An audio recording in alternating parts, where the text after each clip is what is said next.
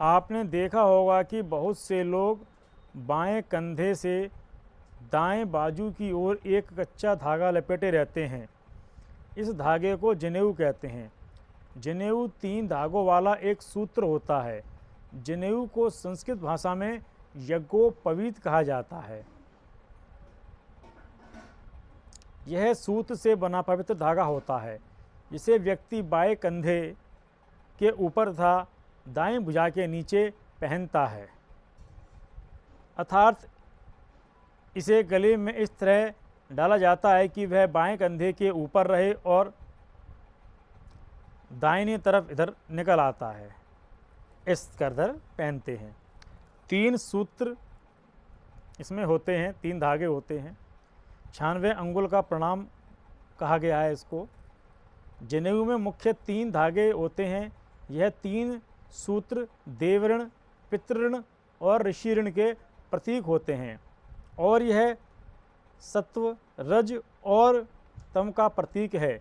यह गायत्री मंत्र के 3 चरणों का प्रतीक है। यह 3 आश्रमों का प्रतीक है। संन्यास आश्रम में यज्ञोपवीत को उतार दिया जाता है। 9 तार। यज्ञोपवीत के एक एक तार में 3-3 तार होते हैं। इस तरह कुल तारों की संख्या 9 होती है। 1 मुख, 2 नासिका, 2 आँख, 2 कान, मलमूत्र के द्वार मिलाकर कुल 9 होते हैं। 5 गांठें। यज्ञोपवीत में 5 गांठ लगाई जाती हैं, जो ब्रह्म, धर्म, अर्थ, काम और मोक्ष का प्रतीक हैं। यह 5 यज्ञों, 5 ज्ञानेंद्रियों और 5 कर्मों का भी प्रतीक है। वैदिक धर्म में जनेऊ पहनना, उसके नियमों का पालन करना, जनेऊ धारण करने के बाद ही द्विज बालक यज्ञ और स्वाध्याय करने का अधिकार प्राप्त होता है। जब किसी बालक का जन्म होता है तो वो जन्म से ही ब्राह्मण तो हो गया, लेकिन द्विज कब होता है? जब वह जनेऊ धारण कर लेता है। द्विज माने होता है दूसरा जन्म। जनेऊ की लंबाई कितनी होनी चाहिए? जनेऊ की यज्ञोपवीत की लंबाई 96 अंगुल का परिणाम कहा गया है। 96 बार इसको जो है इस पे लटाया जाता है। इसका अभिप्राय यह है कि जनेऊ धारण करने वाले को 64 कलाओं और 32 विद्याओं को सीखने का प्रयास करना चाहिए।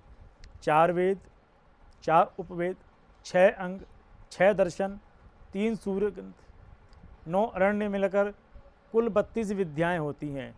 64 कलाओं में जैसे वास्तु निर्माण, व्यंजन कला, चित्रकारी, साहित्य कला, दस्तकारी, भाषा, यंत्र निर्माण, सिलाई, कटाई, बुनाई इत्यादि, आभूषण, कृषि विज्ञान इत्यादि, इसके अंदर ये 64 कलाओं का समावेश है। पहले जो है गुरुकुल में जब छात्र पढ़ते थे वहाँ पर इन समस्त विद्याओं को सिखाया जाता था। जनेऊ के नियम क्या हैं? यज्ञोपवीत को मलमूत्र विसर्जन के पूर्व दाहिने कान पर अर्थात सीधे कान पे चढ़ाना लेना चाहिए, कमर से ऊपर होना चाहिए और हाथ स्वच्छ करके ही, कुल्ला करके ही उसको उतारना चाहिए।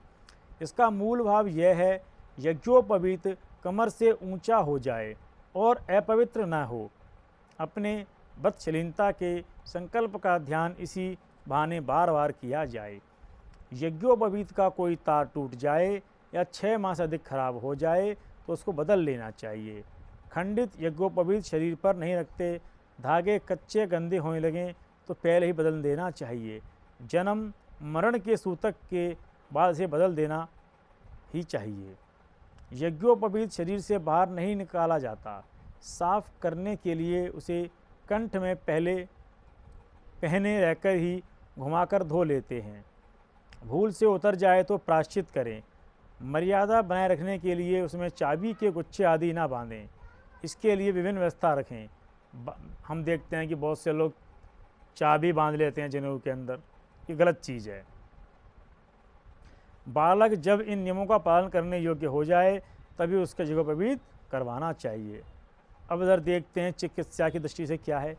चिकित्सा विज्ञान के अनुसार दाएं कान की नस अंडकोश और गुप्त इंद्रियों से जुड़ी होती है। मूत्र विसर्जन के समय दाएं कान पर जनेऊ लपेटने से शुक्लांग रक्षा होती है।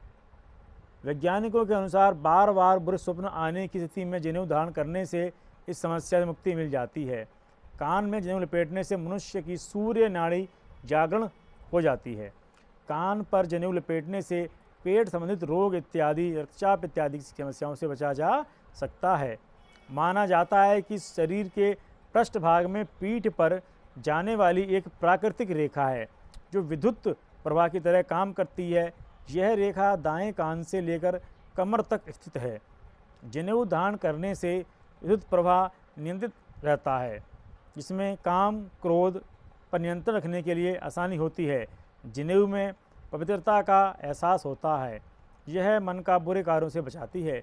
जनेऊ पर कंधे पर जनेऊ है, इसका मात्र एहसास होने से ही मनुष्य भ्रष्टाचार से दूर रहने लगता है। आशा करता हूँ आपको ये मेरी वीडियो पसंद आई होगी।